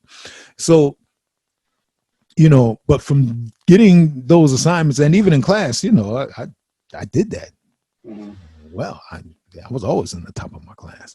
So one thing, I'm pretty familiar with the English language, as it's taught here in America, America's version of the English language. So anyway, because it was a grammar school, which is unique amongst elementary schools because all elementary schools are not grammar schools. Mm. Because all elementary schools do not teach grammar. They don't teach English grammar. Right. That's a fact. So most of these people don't know the difference between what they hear and what is said. With that in mind, and with understanding, overstanding, and understanding of what is actually being said, I understand, overstand, understand that those folks who were reviewing that movie, they got a different perspective than I do. So I begin to question the process of reviews. We as African people need to be grounded in our cultural institutions such that we can utilize that perception in order to judge anything that goes down. Is it in our interest? what is it pertaining as far as our interests are concerned, our purview is concerned. So I'm not impressed when New York Times has somebody write a review on anything. Okay. You know, so there are a body of artists and intellectuals in our community that I'm influenced by, such that if they say something, I'll listen. That don't mean I'm agree with everything that they say. All right. Because, you know, we're not here to be, again, regurgitators. Right. That's not the African way. But I also understand that there are a body of people who are substantially knowledgeable about our cultural development, such that they bear my attention, my studious attention. I listen to them, I learn from them, and then I compel myself to study and gather information from a variety of resources, such that I can interact between them and then come up with an understanding based on my experiences of what it means, what this particular body of information means, what this particular thing, what it represents. So when I see something like that particular, that's outside of how not, you know, like I said, I'm glad I didn't pay for it. Right. But we have to learn how to look at the world from our eyes. So we have to reclaim our understanding of who we are. Mm-hmm. You know, which means that if we want to know what is good for us, the first thing we have to do is look at us at a time when we were not only capable of judging whether something was good or bad for us, but in controlling our ability to develop based on our understanding of what was good or bad for us. And whether we made mistakes or not, we were doing things in our interest. Gotcha. As opposed to the world being defined for us by others who don't give jack about us in the first place. Right. And they're not going to look at it because there's nothing in it for them to say, hey, this is a white movie, you know, about white people who happen to be in a particular, studying a particular topic that happens to be African music. Right. You know. And another thing we laughed about was that when he went to towards the end, when he went to go see him, this is like his first time seeing him perform live. Oh yeah. And he's in there on the piano, sounding tired. My thought was like, I was like, why am I letting this guy do this to me? I remember one time. See, I ran up to him and snuffed him. Remember in the class when he was like, "You can't take my seat away from me." Yeah, that happened more than once. So he was like, "No, I worked for this." Yeah, and he was right. He worked for that. Yeah, and he knew that it was BS. For them for him to pull this other guy. And that's artificial competition. He knew that this guy wasn't as good as him, but he's going to put him up in front of him anyway because he thinks that's going to make him play better. It may not, but it damn sure wasn't fair. Right. And like I said, this movie was by, about, and for white folk. So that's that kind of movie. Once we talk about that, because I'm not saying that I never look at movies that are by, for, and about white folk. Yeah.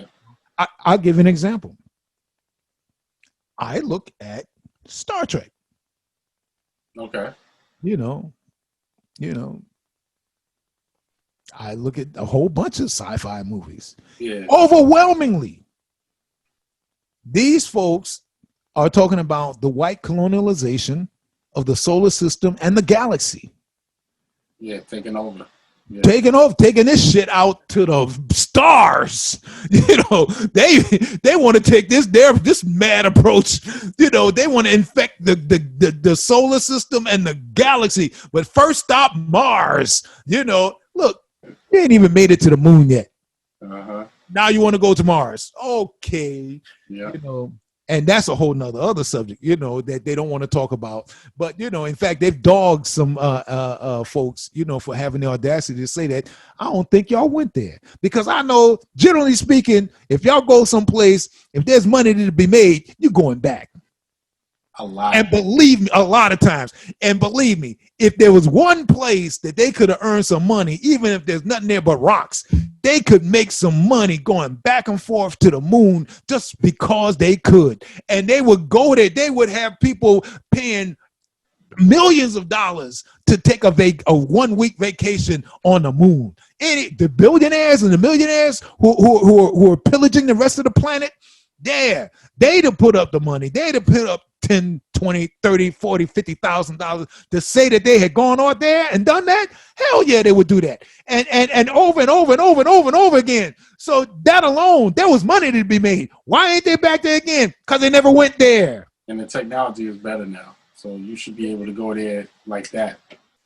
But in one of the NASA, the New Age documentaries,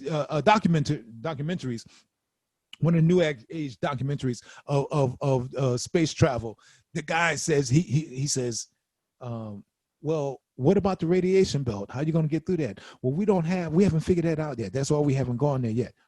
Whoa, wait a minute. You don't know how to do that? Wait a minute.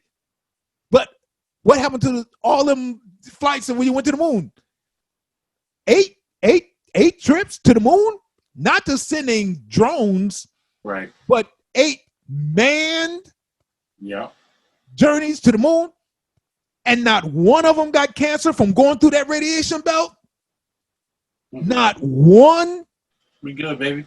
Not throat cancer. Not a lump in the leg. Nothing. And the radiation belt. This guy says, look, based on what they were saying,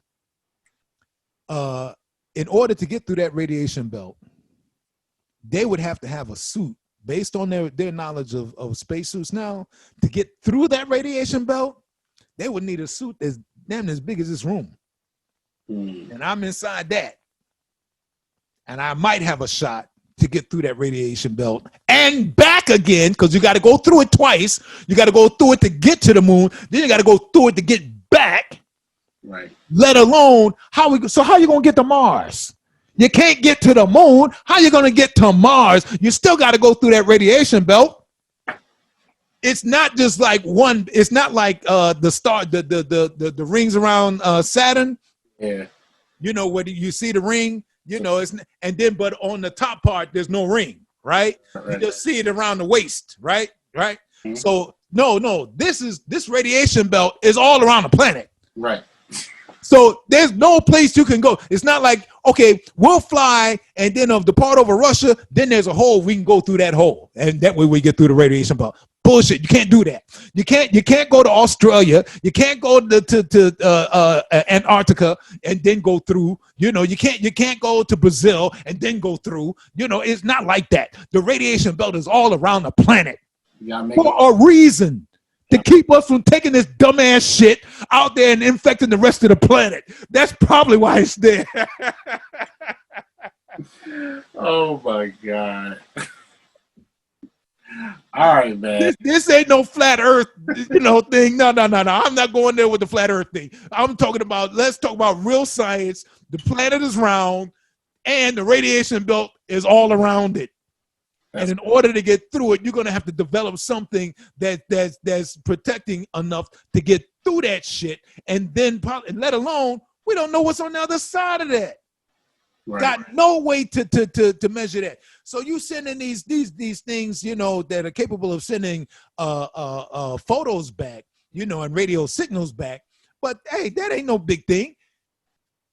What would be big is finding a way for people to actually go through that radiation belt and live to tell the story.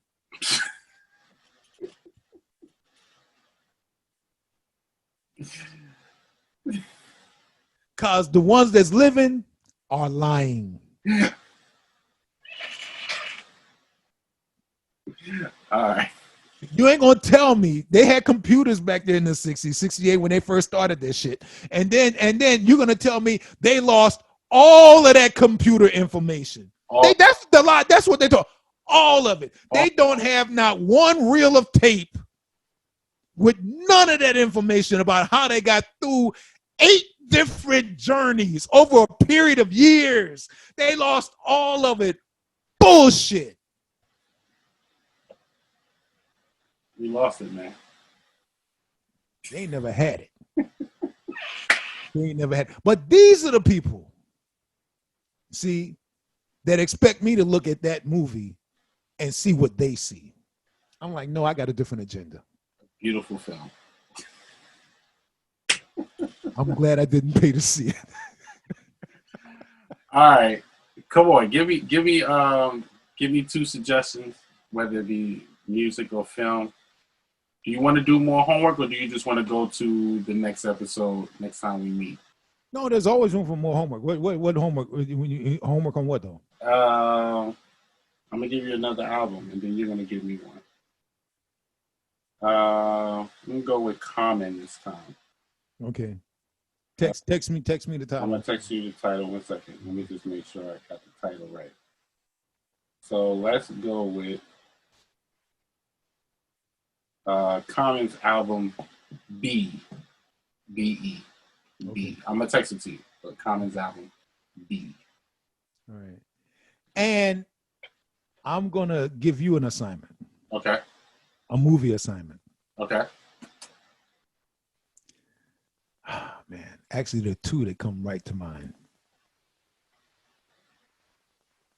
Pick one. You want? I'll give you a choice. Do you want national or international? It don't matter, because sometimes I like international movies too. So if I can get it, you know. Okay, you can get it. You just gotta, do your due diligence. Okay. And we got a couple of weeks, because we're the first and third Thursdays, right?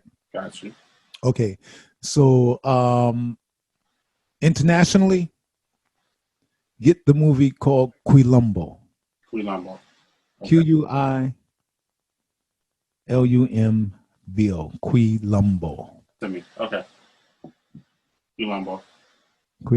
And there are going to be subtitles because they're speaking in Portuguese. Okay. But it's a beautiful movie. Okay. Quilombo, yeah. Mm-hmm. Just that one? You gonna do that one? Oh, okay. One more. Then that solves my problem. The other one was Buck and the Preacher. Buck and the Preacher. Okay. Sidney Poitier. Don't forget to text it to me, but Buck and the Preacher and Quilombo. Yeah.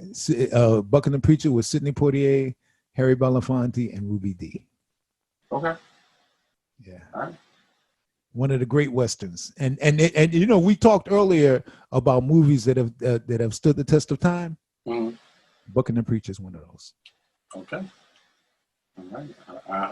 I'm gonna look for both of these films, and I'll come back with my review. What kind of rating? Are we gonna go with ratings, or we just? I haven't done that. I guess that'll be part of my research to go back and see the ratings, but. No, I'm saying, do you want to rate the movie when we're here? Yes, we should. We should talk about them. Is it a good movie? Is it a bad movie? I think we should. I just I don't want to be held to Google, for standard. I mean, we could run them off and then give our spin off. Do we agree with that, and why we don't, or why we do? Right. Right. So you were happy that you did not pay to see Whiplash. Free TV. Right. I mean, it was as free TV. It was worth seeing. Yeah, it was worth seeing. And considering the depth of the conversation that it generated from us, yeah, it works then. Okay. All right. Cool. All right. Yeah. But then I think, like I said, I think people should see a movie like Mo Better Blues. Okay. Yeah, I love Mo Better. I think that that both of those, to get another perspective on our music and the range of people who are involved in the development of our music. Also, there's a documentary, if people can get a chance to see it, that I think that they should see. It's about Oscar Brown Jr. and I think it's called "Music Is My Mistress." Politics is my mistress. Music is my life. Something like that. Is I'll get the exact title and I can put it in the description. Okay. Yeah, and but it's a documentary about Oscar Brown Jr. And it's a must see for us, to get an idea of what it means to be an activist artist. Okay. Yeah. Okay. Well, this was episode 3. 3. Yeah, you gotta get up on your things there so you can the sound effects. Yeah, I gotta get a soundboard or something like that. Yeah. All right, but this was a good one. And I also want to say I'm glad that you actually watched the movie though. Yeah. Yeah. And based, like I said, based on the our conversation and where it went, yeah, that was definitely worth seeing. To bring up the kind of issues that we talked about today. Mm-hmm. And at some point, I think we will revisit and go back to Mo Better Blues and talk about that as well. Yeah. Okay. All right. Well, this was a good one. You have any closing words? I'll give mine because I know. Okay, go ahead. All right. Wash your hands. Hand sanitizer, all of that stuff. Wear a mask when you're outside. Stay 6 feet away. Stay 6 feet away when you go out there in public. A lot of times, I will say I don't want to go into a tangent, but sometimes I'm standing on these lines and you got people not respecting the 6 feet. That like bugs me out. It's like it's a pandemic out here, fam. I don't want 2 more feet. 2 more feet. You come on, man. So yeah, respect the 6 feet, and yeah, that's what I gotta say. And I'm glad to do this with you. Yes, indeed. And Kwanzaa is going to be here next week. At the end of the week, the 26th starts on the 26th of December and goes through January 1st. And much like African History Month, neither one of these celebrations were given to us. The organization, us, led by Mulana Ran Karenga, reconnected us to the celebration of harvest festivals. And those kind of festivals for us were not something we did in one day, but generally did over at least a week. And in fact, in the earliest calendars that Africans developed, all of the months had 30 days. And then at the end of the year, those 5 days extra would be a week of celebration. So it's not unusual. And that's literally, we're talking about thousands and thousands, anywhere from 12 to 20,000 years that calendar was in effect. 12 to 20,000 years ago. And we know that it was in place. So it didn't start in Kemet, what we now call Egypt. It was further south in Tamari. The calendar was already in place. And these festivals, they called it Pertin Ming. That was one of the names of harvest festivals. In the west part of Africa, the Yam Festival. So, because sometimes folks from West Africa will come over and say, "What is this Kwanzaa? We don't know this Kwanzaa." And sometimes from East Africa, those people who speak Swahili, they will say, "Kwanzaa, we don't know that." I say, "Oh, but you got Harvest Festival, such and such." That, oh yeah. And you celebrate, you give thanks for a bountiful harvest, right? Oh yeah. We know what that is. Oh, okay. That's what we have revived that here. We have revived that here, and it is such as that this celebration is beyond, it's not just the personal property of Maulana Ram Karenga, even though it came through him and his community. It was a community endeavor that put it on the map and then spread. And it was the community that said, this represents us. It was a consensus among the community. It was not him. He didn't even do it in a way like Stevie did to make Martin Luther King's Earth Day a holiday. Mm-hmm. Stevie was in the fort. He was pushing that. You know, and there were others who joined that. You know, we got to have this. No, Maulana didn't do it like that. But it took a life of its own as it with the organization. They began. As they had the national body, they began to celebrate it, and it caught on because people recognized it for what it was. This is something us. All right.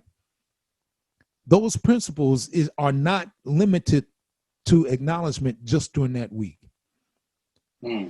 They are principles to guide us through the rest of the year.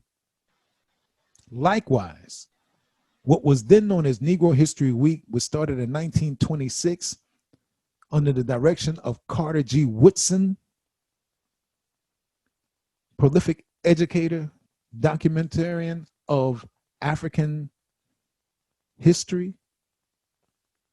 He initiated Negro History Week in 1926.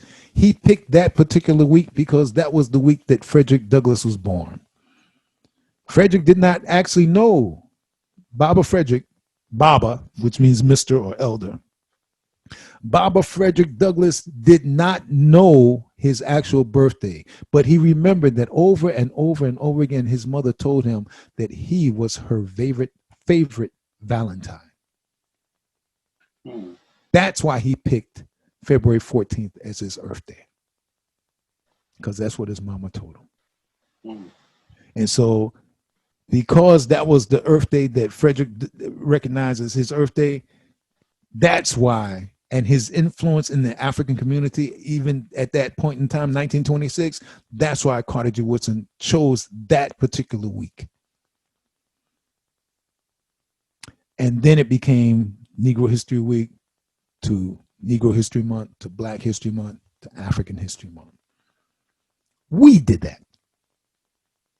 And Carter proselytized. He was a member of one of the fraternities. He was an honorary member because they picked him. It's not something he joined because that wasn't on the top of his priority list to join a frat. But because of his work on teaching African history, they asked him to join, and he said, "Okay, I'll join, but y'all got to help me with this Negro History Week. We got to get this out in the community." And so that fraternity in particular, and then the churches and the African schools, began to pick up on it. And the journal that Carter G. Woodson established began to push it. And as always, in his case, what he said, this is not the only week we study our history. He said, this is a culmination week. We look at what we have studied over the year, and we plan on what we need to study in the coming year. That's what it was. It was a time to calculate and look at and say, okay, we've studied this, that, and the other. All right, bet. Now, what are some of the things we need? Okay, we didn't do as good on that particular subject. We need further research on that particular topic, or we need or we need to open up. We found out that we haven't done any study on this particular thing. So That area, we need corrective study. Over here, we need just initiate research so we can begin to raise this particular topic. Whatever it is, and they're going to be different topics from different communities and different, based on what they have been studying. So this was not the only week to study our history. No, culmination. What have we done? Planning. What ought we to do? Nguzu Saba. Have we lived according to these principles? How do we move forward with these principles? How do we move forward? And so that's what the goal is, to acknowledge, our achievements and our mistakes along the way. How can we build on those achievements? And at the same time, how can we learn from the mistakes? So, are we reinventing the wheel? Some of the stuff that I hear, folks saying now it's obvious. They ain't been studying our history. They ain't been studying our principles. See, if we're rooted in the Nguzu Saba, if we look at them, what they represent, umoja, unity, kujichagulia, self-determination, ujima, collective responsibility, ujamaa, cooperative economics, nia, purpose, kuumba, creativity, imani, faith. These principles ought to guide us throughout the whole year. It's not easy. I make no mistake about it. And as I'm sharing this, and the reason I love sharing this is because I realize that I'm talking to myself 3 and 4 times. So I'm not just pointing the finger like I got it all together. No, this is a process. It will be an ongoing process. And no matter where we are in life, there's always a process. There's room to explore more and learn more. That happily ever after thing, that's not an African way of looking at life. We understand that, but after this victory, there's going to be other problems that we need to solve. And that the study of history is not simply the accumulation of dates and names. It's about studying the art of problem solving. How did people solve problems previously in similar circumstances? If every generation had to reinvent the wheel, we wouldn't even have bicycles.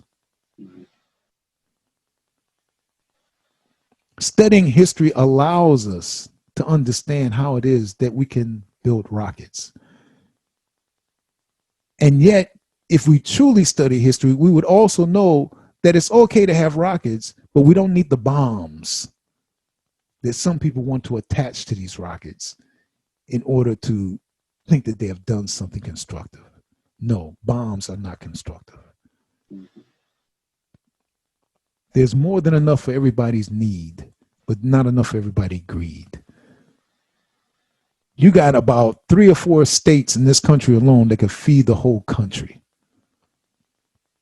And if 3 states in this country could feed this whole country, we know that there's more than enough food for everybody on the planet. But these demonic-minded Agent Orange following entities have decided that they think it's better for a handful of people to control the 1%, less than 1% of the world's population, controlling more than 60% of the world's material and human resources.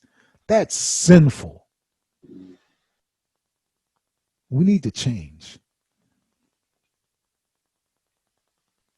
And we've already done better. There are examples of us doing better. Learning how to share. That's so let's look at Kwanzaa, and let's look at African History Month coming up. But right now, Kwanzaa, let's start with Kwanzaa. It's going to be here next week. Let's look at it and really look at those principles and remind ourselves that we have a lot farther to go in order how to live these principles. All right. We will see you episode 4. And thank you for that. All right. Yes, I cool.